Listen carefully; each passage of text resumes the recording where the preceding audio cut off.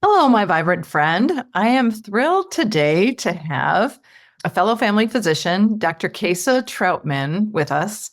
She is in practice in central Pennsylvania, and she and I both are really interested in food as medicine and weight loss in the midlife journey.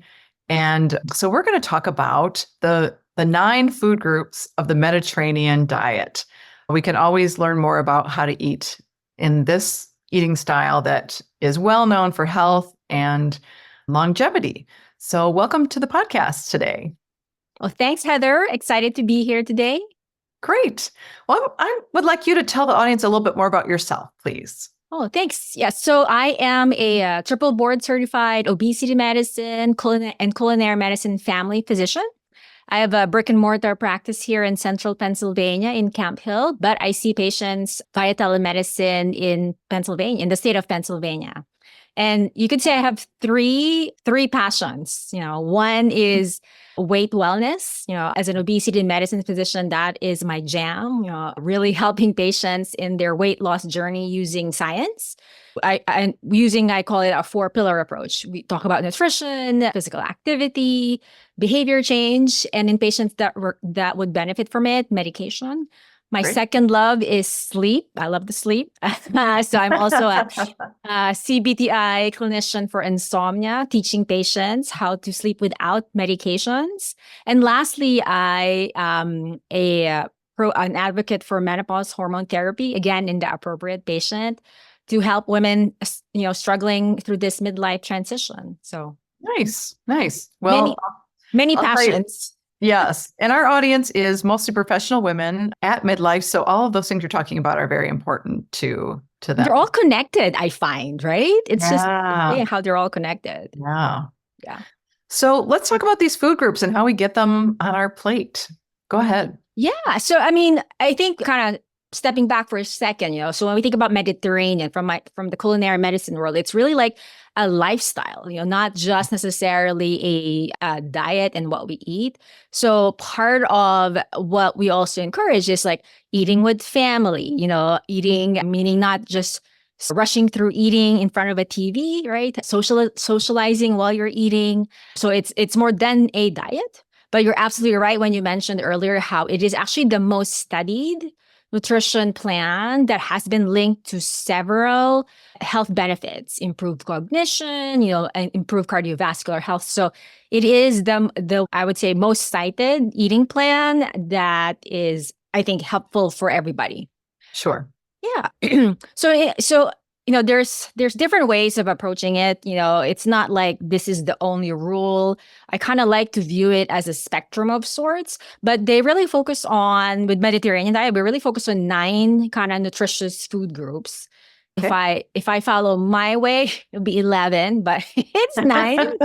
So what I can share with what we can talk about today is just what are the 9 food groups, and then what is their recommended kind of serving size or servings for the day, and then just some examples and how we can kind of make it applicable or practical in our lives. Okay, great. Go ahead. All right. So I think the first one is vegetables.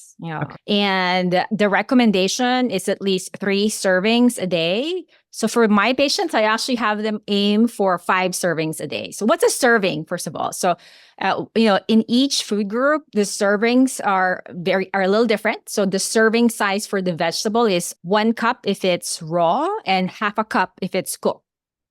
So in this case, if the goal was 3 servings a day, if they ate a salad they had 2 cups of green leafy veggies at lunch and then half a cup of cooked broccoli at dinner, they already hit their goal in terms of the Medi diet. Yeah. Nice. So, examples, of course, would be your non-starchy dark vegetables, your dark leafy green veggies. I like to kind of encourage patients to like eat the rainbow, as I call it. Sure. The different colors, because it's, other than being prettier and more enticing, to have a plate, they all have those pictures where there's like different colors. Each color is actually, each food group or color group has a different phytonutrient, like an antioxidant. So carotenoids for like your carrots and stuff. So then the next food group is fruits. So the recommendation is actually 2 servings a day, and 1 serving is usually a cup. So goal is around 2 cups a day if you think about it. My favorite or pro tip is berries. Berries are amazing, lots of fiber, and of course the antioxidants. Right. Yeah. Do you have any fruits that you like? I do really also like berries and I like cooked apples, but I do tell people all the time, like, this is a secret thing. Like if you know a doctor who thinks food is important, they eat berries every day. Right. We all do that, right? We got the best evidence on it. They're delicious. We used to think they were a treat when we were little, and now we're like, I want that every day. So good for you. Yes. Yeah. So the third is actually whole grains. And the recommendation is usually 4 to 6 servings a day, with 1 serving being half a cup of, let's say, cooked oatmeal, brown rice, quinoa, or 1 slice of your bread. So the idea there with whole grains is we just have to be really looking at the labels and actually see the word whole grain, as opposed to the other ways it's actually labeled in the nutrition label. Okay. The fourth is having healthy fats. So healthy fats are in the form, of course, of our extra virgin olive oil. The idea is to try to get 1 to 4 servings a day. And the thought process here is to just try and eat more plant-based over animal fat. Mm-hmm. Yeah. So those 4 things, the veggies, fruits, whole grains, and healthy fats, those are kind of the daily things that we kind of look for and are encouraged. So the next couple of food groups are kind of more, I think about it as a weekly goal. So in a week, this is kind of my goal. That would be like nuts. So usually nuts and seeds, actually, how they approach it, around 4 a week of the nuts, and 4 servings a week. So 1 serving is actually not a lot. It's actually 1/4 cup. Or right. I just like to use the dice. Like if you have 4 dice, that's actually 1 serving of your nuts as well. Yeah. Easy to overeat because they're delicious and crunchy and calorie dense. So they're very good for dressing like yogurt, or just a snack, actually. It's a good snack. Legumes is the other one, the next one. So legumes are our lentils, chickpeas, peanuts. Believe it or not, peanut is not a nut. Attention, it's actually a legume. And the recommendation is around 2 to 3 cups a week. So a good kind of tip there is hummus. Hummus is a great snack. I have actually a recipe for homemade hummus I always share with my patients because it's so easy to make. We make that too. Yes. We've actually started adding more beans to our breakfast to get a little bit more protein and fiber in our breakfast. That's awesome. Are you incorporating like a corn tortilla with refried beans, and then you put eggs and vegetables on top of that with salsa? Or we do, my husband's family is Egyptian, and so we make ful medemis, which is, you can buy it in a can. It's fava beans, and then it cooks up pretty quickly with a little vegetable also, and you can throw an egg on top of that. I have never had fava beans. I need to give that a try. Really delicious. Very good, very good. So you're already winning on that part, I think, Heather. Well, beans we made it an intentional choice. Intentional, yeah. I think that's the challenge for a lot of my patients, even for myself. I was never a plant protein eater. So that is one, again, Mediterranean has a high focus on plant proteins for sure. Yeah. The next one is fish and shellfish. The idea with that is to try and get around 3 servings a week. 1 serving is like a 3 to 4 ounce serving. I usually like to use like a deck of cards or a palm that's around 3 ounces. So general idea is for dinner, try and get more fish instead of our chicken or red meat, which is usually our default for dinner. So, and then the next couple of groups are pretty much things we want to minimize. So we got the daily ones. We really want to aim for weeklies where we kind of try and get it throughout the week, and then things that we want to minimize. And first among that group is animal protein, or for example, our chicken. So chicken is actually, or poultry, I should say, the recommendation according to the Medi diet is less than 1 serving a day. And 1 serving is, again, that deck of cards or 3 ounces. They really view meat more as an accompaniment and not a main course, which is somewhat different from, I think, how majority of us kind of view it. So that's one thing. Yeah. I don't know if you've seen that culinary medicine trainings, but when you put food out for people to walk past, to put the vegetables first and put the meat last, because people tend to, take the meat first and fill a big part of their plate with it. And then they kind of fit little vegetables around it. But instead to put the vegetables out first, so they put that on. And then by the end, they have a small spot for their meat. But people look really confused when you do it. I've done it to my extended family, and they're like, "Where's the meat?" There's well, they're looking down. They're like, "Oh yeah, it's down there," and they're quite confused that I put things out of order in their mind. That's a thought. I mean, one of the ways I also teach my patients when it comes to food is like that plate method. And the plate method would be half the plate would be your vegetables and non-starchy vegetables, and then a quarter would be your protein. Nice. Yeah, it is a harder one because definitely I think as a society we tend to have a lot more animal protein options. I mean, the next one that we want to minimize under the Mediterranean diet is actually dairy. So they usually recommend less than 1 serving a day, and a serving is like a cup of milk or yogurt. And the idea with dairy is focusing on like yogurt, kefir, so kind of. And then lastly, which is very popular, is alcohol. You want to minimize alcohol. So if you do not drink, you don't want to start drinking alcohol if you're saying you're going to do the Mediterranean diet. So it's really just if you're already drinking. And the key, again, back to that Mediterranean diet as a lifestyle as opposed to a diet. The key there is they say you drink while eating, as part of that social environment and stuff. So nice. Yeah. So I think I added the other one, which is the nuts. I had that separate because actually the ones I've seen, it's fruits and nuts. Oh, gotcha. But yeah, they don't really, the amounts don't fit for going together, do they, when we think about how we're going to eat them? Yeah. And, I know we mentioned about the servings and how much to get.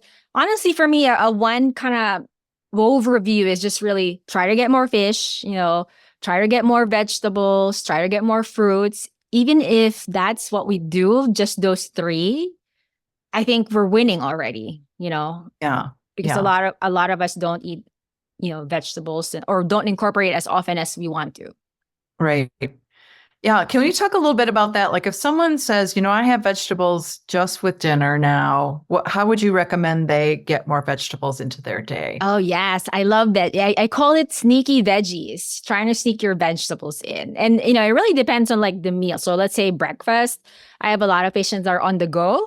So for those patients, I mean, I think you suggested a couple of great ones, right? Like tortilla, home, you can also make burritos ahead of time and then kind of like freeze them. And then, but a lot of my patients are on the go a lot for breakfast. I have them make smoothies.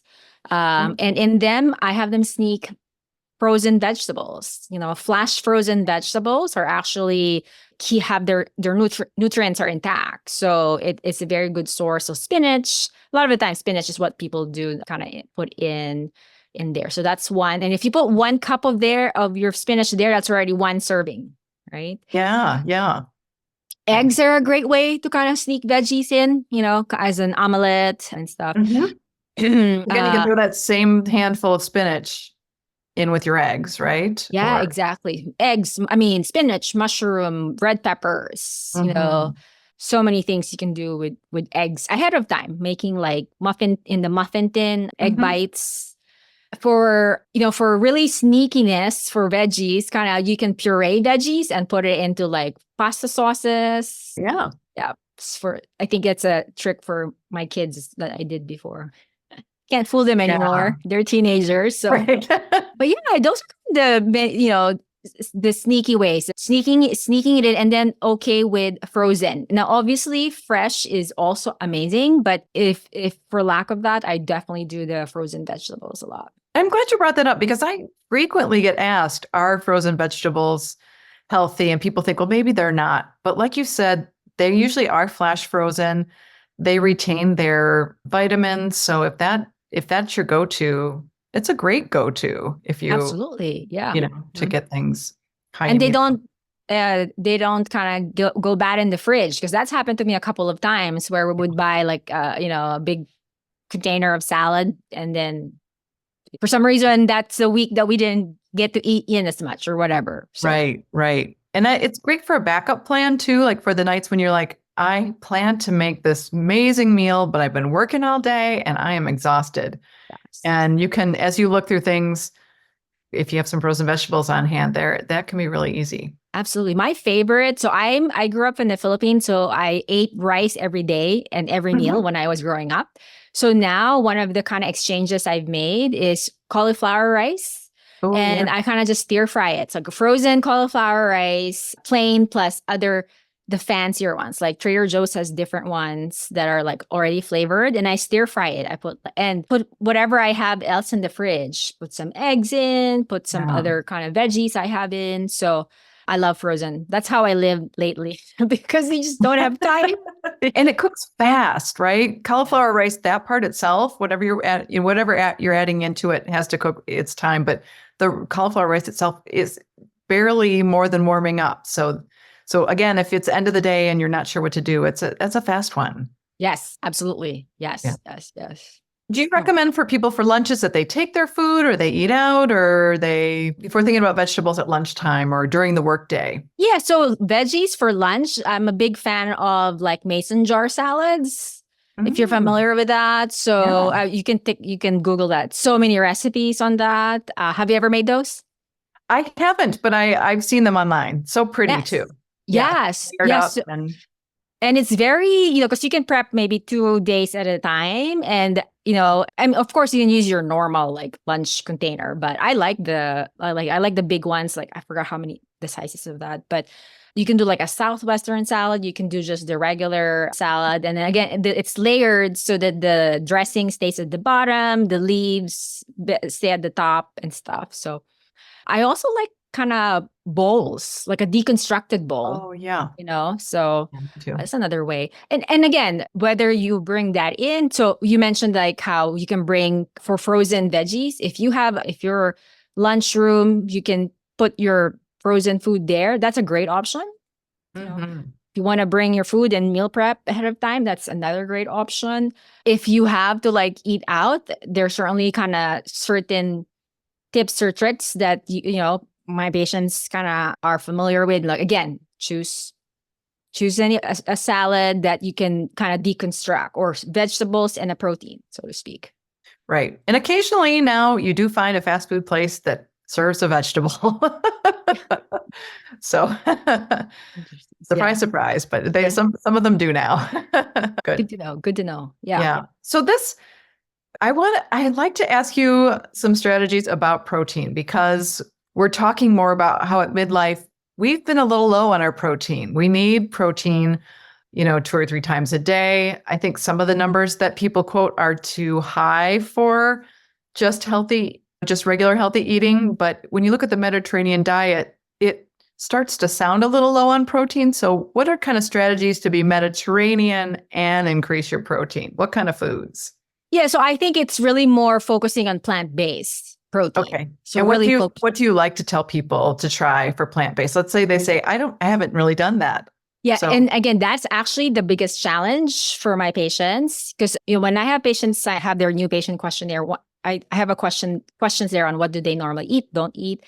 And so far, the beans is definitely one of those that always is like never eat or rarely eat. Mm-hmm. So, how I approach any patient is like, we start with least, what do you call that? Like the easiest way for them. So for them, if it's getting more vegetables, let's have them get more vegetables. But I know that's not answering your question. So, I kind of pick my battles. If they are really having a hard time with getting plant protein in, it's not going to be the first one I'm going to fight them with or, encourage them with. Sure. Yeah. But if they are interested, tofu is one, and I think people need to know that tofu is an acceptable, healthy food, because I get that question as well. Like, which of these things that it comes in a container, so you wonder if it's processed or not. It's a good one.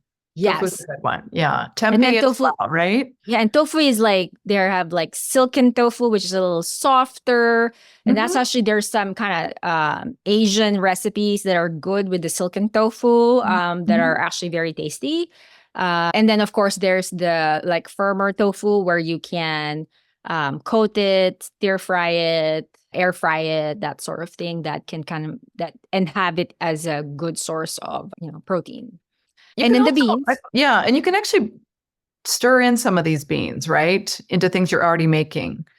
Right. Yeah, exactly. So it's not like you eat just half a cup of beans, right? It's kind of Right. like mixing it in your salad, your Yeah. deconstructed bowl that we talked about earlier. Like black bean burgers are also a good alternative that I've I feel like even if you're making something like you're having taco night and you've got teenagers, so you've got everything kind of deconstructed, like you said, you just put all the things out. If you put beans out, they might put a spoon of it in alongside the meat. right. Or, and depending on which kinds of beans they like. My family, obviously, we have 4 kids, so there's disagreements about what beans are good and what beans are not. Yeah. But, it's like, well, today's black bean day and put them on if you want, Right. I mean, another great one is quinoa. Quinoa actually has both fiber and protein and whole grain. It's like, that's why they say it's like a superfood. It has all the great things. Yeah. I kind of just looked it up. So a cup of cooked quinoa has 4 grams of protein. Yeah. Which is actually still pretty good, So, Right. and quinoa is the same thing. You can eat it as a side. You can eat it like part of a salad, like mixed up. Lots of kind of great Mediterranean recipes with quinoa. Especially Yeah, it can be the base of your bowl if you're making a bowl. Yeah. Nice. And your nuts, we talked about nuts earlier. They're a good plant protein source as well. Again, just in moderation because it's 4 servings a week, so to speak. Right. Very nice. A lot of ways to sneak that in. Yeah. And I do feel bad for people who don't like fish because it's pretty healthy. Yes. Yeah. And yeah, of course, fish, right? Yes. I know. Like, to the meats. Yeah. Sorry. I definitely have patients that are, struggle with their fish intake for sure. But then they'll do other things. Like they're okay with, let's say they don't like salmon, but they're okay with the white fish, like your halibut, your cod, or your tilapia. So I said, even though it's not as high in omega-3, the white fishes, I mean, hey, that's still white fish. That's still better. It will have some omega-3, which is really why we love salmon so much. So go for it. Yeah. So if there's one color of fish that you've tried and you haven't tried the others, it's worth trying because you may like one, or if not the other, whatever your mom made or your spouse made, you don't like. Try a different color fish and the milder fish. Yeah, right. So the milder fish, it takes the flavor of what you put in it. So I always tell people, oh, I tried that before. I didn't like it. Well, have you tried this recipe? So we just kind of share a couple of things to them. And then, again, they have to want to try it and stuff. But yeah. But those are great suggestions. Shrimp, don't forget, right? So shrimp or, non meat, red meat, but still shellfish. Because that's also a great source of omega-3 as well as our protein. Nice.